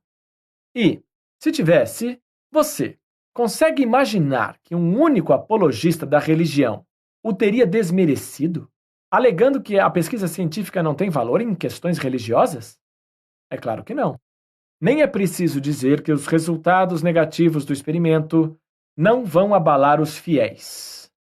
Bob Barth, diretor espiritual do Ministério de Oração do Missouri, que forneceu parte das preces experimentais, disse: uma pessoa de fé diria que esse estudo é interessante, mas rezamos há muito tempo e já vimos a prece funcionar, sabemos que ela funciona, e as pesquisas sobre a oração e a espiritualidade estão apenas começando. É isso aí. Sabemos a partir de nossa fé que a oração funciona. Então, se as evidências não conseguirem mostrar isso, vamos continuar trabalhando até que finalmente obtenhamos o resultado que queremos. A escola Neville Chamberlain, de evolucionistas. Nota: Neville Chamberlain, primeiro-ministro da Grã-Bretanha nos anos que precederam a Segunda Guerra Mundial, cuja política de conciliação e concessões em relação à Alemanha nazista culminou com os Acordos de Munique em 1938. Um possível motivo oculto dos cientistas que insistem no MNI, a invulnerabilidade da hipótese de que Deus existe, a ciência, é a peculiar agenda política americana, causada pela ameaça do criacionismo populista. Em certas regiões dos Estados Unidos, a ciência está sendo atacada por uma oposição organizada, com boas conexões políticas e, acima de tudo, bem financiada. E o ensino da evolução está entrincheirado na frente de batalha. Os cientistas podem ser perdoados por se sentir ameaçados, já que a maior parte do dinheiro para as pesquisas vem mesmo do governo, e os representantes eleitos têm de responder aos ignorantes e aos preconceituosos de seu eleitorado do mesmo modo e aos bem informados. Em resposta a essas ameaças, surgiu um lobby para defender a evolução, representado de forma mais notável pelo Centro Nacional para a Educação em Ciência, National Center for Science Education, NCSE, comandado por Eugenie Scott, uma ativista incansável em defesa da ciência e que recentemente produziu seu próprio livro, Evolution versus Creationism. Um dos principais objetivos políticos do NCSE é cortejar e mobilizar opiniões religiosas sensatas, integrantes moderados do clero e mulheres que não tenham nenhum problema com a evolução e possam considerá-la irrelevante para sua fé, ou, até de modo bem esquisito, uma contribuição a ela. É esse ramo moderado do clero, dos teólogos e dos fiéis não fundamentalistas que se sentem desconfortáveis com o criacionismo porque ele agride a reputação de sua religião, que o lobby em defesa da evolução tenta atingir. E uma forma de fazer isso é recuar na direção deles, adotando o MNI, concordar que a ciência não representa uma ameaça porque não tem nenhuma conexão com as alegações religiosas. Outro luminar do que podemos chamar de escola Neville Chamberlain de evolucionistas é o filósofo Michael Ruse. Ruse tem sido um combatente eficaz contra o criacionismo, tanto no papel quanto nos tribunais. Ele diz ser ateu, mas seu artigo publicado na Playboy assume a visão de que nós, que amamos a ciência, temos de nos dar conta de que o inimigo de nossos inimigos é nosso amigo. Os evolucionistas perdem tempo demais insultando possíveis aliados. Isso acontece especialmente com os evolucionistas laicos. Os ateus perdem mais tempo afugentando cristãos solidários que combatendo os criacionistas. Quando João Paulo II escreveu uma carta endossando o darwinismo, a resposta de Richard Dawkins foi simplesmente dizer que o Papa era hipócrita, que ele não podia falar genuinamente sobre a ciência e que o próprio Dawkins preferiria um fundamentalista honesto. Do ponto de vista puramente estratégico, consigo enxergar o apelo superficial da comparação de Ruse com a luta contra Hitler. Winston Churchill e Franklin Roosevelt não gostavam de Stalin e do comunismo, mas, quando combatiam Hitler, perceberam que tinham de trabalhar junto com a União Soviética. Os evolucionistas, de todos os tipos, devem, do mesmo jeito, trabalhar juntos para combater o criacionismo. Por fim, porém, posto-me ao lado de meu colega, o geneticista de Chicago, Jerry Coyne, que escreveu que Ruse não capta a natureza verdadeira do conflito. Não se trata apenas da evolução contra o criacionismo. Para cientistas como Dawkins e Wilson, o destacado biólogo de Harvard, a verdadeira guerra é entre o racionalismo e a superstição. A ciência não é nada mais que uma forma de racionalismo, enquanto a religião é a forma mais comum de superstição. O criacionismo é apenas um sintoma do que eles encaram como o inimigo maior, a religião. Embora a religião possa existir sem o criacionismo não pode existir sem a religião. Tenho uma coisa em comum com os criacionistas. Assim como eu, mas diferentemente da escola Chamberlain, eles não querem nem saber do MNI e seus magistérios independentes. Longe de respeitar a separação do terreno da ciência, os criacionistas gostam mesmo de pisoteá-lo com suas botas sujas e com travas na sola. E eles também jogam sujo. Os advogados que defendem o criacionismo em disputas judiciais nos confins dos Estados Unidos apelam a evolucionistas que sejam abertamente ateus. Sei, para meu desgosto, que meu nome já foi usado assim. É uma tática eficiente, porque entre os jurados escolhidos aleatoriamente, há mais chance de haver indivíduos criados para acreditar que os ateus são a encarnação do demônio no mesmo nível dos pedófilos ou dos terroristas, o equivalente atual às bruxas de Salem e aos comunas de McCarthy. Qualquer advogado criacionista que conseguisse me colocar no tribunal conquistaria instantaneamente o júri só de me perguntar: seu conhecimento sobre a evolução influenciou para que se tornasse ateu? Eu teria de responder que sim, e, de um golpe, teria perdido o júri. Por outro lado, a resposta judicialmente correta do lado secularista seria: minhas crenças religiosas, ou a falta delas, são uma questão pessoal que não interessa a este tribunal nem está ligada de forma alguma à minha ciência. Eu não poderia dizer isso com honestidade, por motivos que explico no capítulo 4. A jornalista do The Guardian, Madeleine Bunting, escreveu um artigo intitulado Por que o lobby do design inteligente agradece a Deus por Richard Dawkins? Não há indicação de que ela tenha consultado mais ninguém além de Michael Ruse, e o artigo dela, bem que poderia ter sido escrito, na verdade, pelo próprio Ruse. Nota: o mesmo pode ser dito do artigo Quando as Cosmologias Colidem, When Cosmologies Collide, no The New York Times, de 22 de janeiro de 2006, da respeitada e normalmente mais bem informada jornalista Judith Shulevitz. A primeira regra de guerra do general Montgomery era: não marche sobre Moscou. Talvez devesse existir uma primeira regra do jornalismo científico: entreviste pelo menos mais uma pessoa além de Michael Ruse. Dan Dennett respondeu citando bem Uncle Remus. Nota do tradutor: Uncle Remus, tio Remus, personagem do folclore americano. Acho engraçado que dois britânicos, Madeleine Bunting e Michael Ruse, tenham caído em uma versão de um dos golpes mais famosos do folclore americano. Porque o lobby do design inteligente agradece a Deus por Richard Dawkins, 27 de março. Quando Mano Coelho é pego pela raposa, ele implora: por favor, Mana Raposa, faça qualquer coisa, só não me jogue naqueles horríveis espinhos. Onde ele vai parar são e salvo depois de a raposa fazer exatamente isso.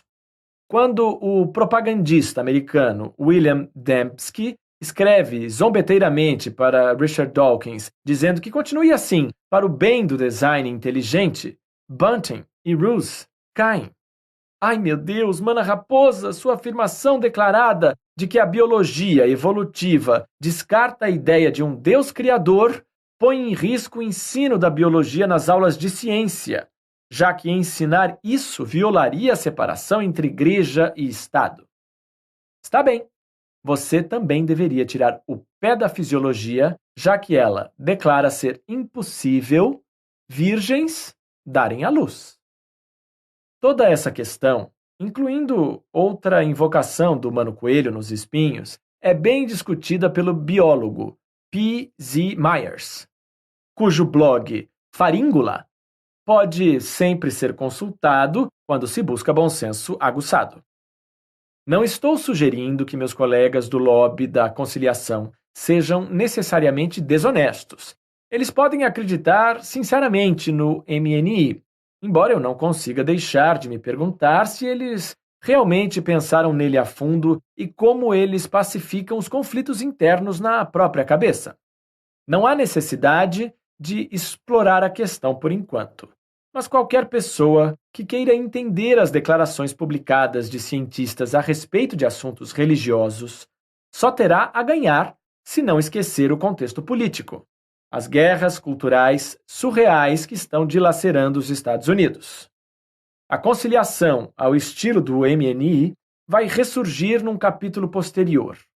Aqui, volto ao agnosticismo e à possibilidade de erodir nossa ignorância e reduzir sensivelmente nossa incerteza sobre a existência ou a inexistência de Deus. Homenzinhos verdes. Suponha que a parábola de Russell não tivesse sido sobre um bule no espaço sideral, mas sobre a vida no espaço sideral, o objeto da memorável recusa de Sagan de usar os instintos. Aqui também não temos como descartá-lo, e a única posição estritamente racional é o agnosticismo. Mas a hipótese já não é absurda. Não farejamos imediatamente uma improbabilidade extrema. Podemos ter uma discussão interessante com base em evidências incompletas. E podemos determinar o tipo de evidência que reduziria nossa incerteza. Ficaríamos indignados se nosso governo investisse em telescópios caros com o propósito exclusivo de procurar bules em órbita. Mas podemos pensar em gastar dinheiro com a busca por inteligência extraterrestre. Search for Extraterrestrial Intelligence. SETI. usando radiotelescópios para varrer os céus na esperança de detectar sinais de alienígenas inteligentes. Elogiei Carl Sagan por rejeitar ideias instintivas sobre a vida alienígena. Mas é possível, e Sagan o fez, fazer uma avaliação sóbria sobre o que seria necessário saber para proceder a uma estimativa da probabilidade. Isso pode começar a partir de uma simples lista dos pontos que ignoramos, como na famosa equação de Drake, que, nas palavras de Paul Davies, coleta probabilidades. Ela afirma que, para estimar o número de civilizações que se desenvolveram de forma independente no universo, é preciso multiplicar 7 termos. Entre os 7 estão o número de estrelas, o número de planetas semelhantes à Terra por estrela e a probabilidade disso, daquilo ou daquilo outro, que não preciso listar porque a única coisa que quero mostrar é que todas são desconhecidas ou estimadas com margens de erro enormes. Quando tantos termos, completa ou quase completamente desconhecidos, são multiplicados, o produto, o número estimado de civilizações alienígenas, tem erros padrão tão colossais que o agnosticismo parece uma posição muito razoável, se não a única com credibilidade. Alguns dos termos da equação de Drake já são menos desconhecidos hoje do que quando foram escritos em 1961. Naquela época, nosso sistema solar de planetas orbitando em torno de uma estrela central era o único conhecido, junto com as analogias locais proporcionadas pelos sistemas de satélites de Júpiter e Saturno. Nossa melhor estimativa do número de sistemas orbitais no universo era baseada em modelos teóricos, associados ao princípio da mediocridade, mais informal. A sensação, nascida de lições históricas desconfortáveis de Copérnico, Hubble e outros, de que não deve haver nada de especialmente incomum no lugar em que por acaso vivemos. Infelizmente, o princípio da mediocridade é, por sua vez, castrado pelo princípio antrópico. Ouça o capítulo 4. Se nosso sistema solar realmente fosse o único do universo, é exatamente nele que nós, como seres que pensam sobre essas coisas, teríamos de estar vivendo. O simples fato de existirmos poderia determinar retrospectivamente que vivemos num lugar extremamente não medíocre. Mas as estimativas atuais sobre a onipresença dos sistemas solares já não se baseiam no princípio da mediocridade. Elas são informadas por evidências diretas. O espectroscópio nêmese do positivismo de Comte ataca novamente. Nossos telescópios não são potentes o suficiente para enxergar diretamente planetas em torno de outras estrelas. Mas a posição de uma estrela é perturbada pelo empuxo gravitacional de seus planetas conforme eles giram em torno dela. E os espectroscópios conseguem captar as alterações de Doppler no espectro da estrela, pelo menos nos casos em que o planeta perturbador é grande. Principalmente devido a esse método, no momento em que escrevo, temos notícia de 170 planetas extrasolares orbitando 147 estrelas. Mas o número certamente terá aumentado quando você estiver ouvindo este livro. Por enquanto, eles são Júpiteres grandalhões, porque só Júpiteres são grandes o bastante para perturbar suas estrelas até a zona de detectabilidade dos espectroscópios atuais. Melhoramos, pelo menos em termos quantitativos, nossa estimativa para um dos termos previamente ocultos da equação de Drake. Isso permite uma amenização significativa, embora ainda moderada, de nosso agnosticismo em relação ao valor final produzido pela equação. Ainda temos de ser agnósticos sobre a vida em outros mundos, mas um pouco menos agnósticos porque somos um pouquinho menos ignorantes. A ciência pode ir corroendo o agnosticismo do jeito que Huxley recuou para negar no caso especial de Deus. Meu argumento é que, apesar da abstinência polida de Huxley, Gould e muitos outros, a pergunta sobre Deus não está, por princípio e para sempre, fora do âmbito da ciência. Assim como com a natureza das estrelas, contra Comte, e como com a probabilidade da vida em órbita em torno delas. A ciência pode pelo menos fazer incursões probabilísticas no território do agnosticismo. Minha definição da hipótese de que Deus existe incluía as palavras sobre-humano e sobrenatural. Para esclarecer a diferença, imagine que um radiotelescópio do programa SETI realmente tivesse detectado um sinal no espaço sideral que mostrasse inequivocamente que não estamos sós. É uma pergunta nada trivial, aliás, questionar que tipo de sinal nos convenceria de sua origem inteligente. Uma boa abordagem é inverter a pergunta: o que deveríamos fazer de forma inteligente para propagandear nossa presença a ouvintes extraterrestres? Pulsos rítmicos não servem. Jocelyn Bell Burnell, a radioastrônoma que descobriu o pulsar em 1967, foi, por causa da precisão de sua periodicidade de 1,33 segundo, impelida a batizá-lo provocadoramente de sinal LGM, de Little Green Men, Homenzinhos Verdes. Mais tarde, ela encontrou um segundo pulsar, em outro lugar do céu e com periodicidade diferente, que praticamente acabou com a hipótese LGM. Ritmos metronômicos podem ser gerados por muitos fenômenos não inteligentes, de galhos balançando, a água pingando, de intervalos de tempo em sistemas autorreguláveis de realimentação, ao movimento de orbitação e rotação dos corpos celestes. Mais de 1000 pulsares já foram detectados em nossa galáxia, e tem-se que cada um deles é uma estrela de nêutrons giratória, que emite um feixe como um farol de navegação. É incrível pensar numa estrela que gire em questão de segundos. Imagine se cada um de nossos dias durasse 1,33 segundo, em vez de 24 horas. Mas praticamente tudo o que sabemos sobre as estrelas de nêutrons é incrível. A questão é que o fenômeno dos pulsares é hoje entendido como resultado de simples física, não da inteligência. Nada que fosse apenas rítmico, porém, anunciaria nossa presença inteligente para o universo à espera. Os números primos são frequentemente mencionados como opção ideal, já que é difícil imaginar um processo puramente físico que fosse capaz de gerá-los.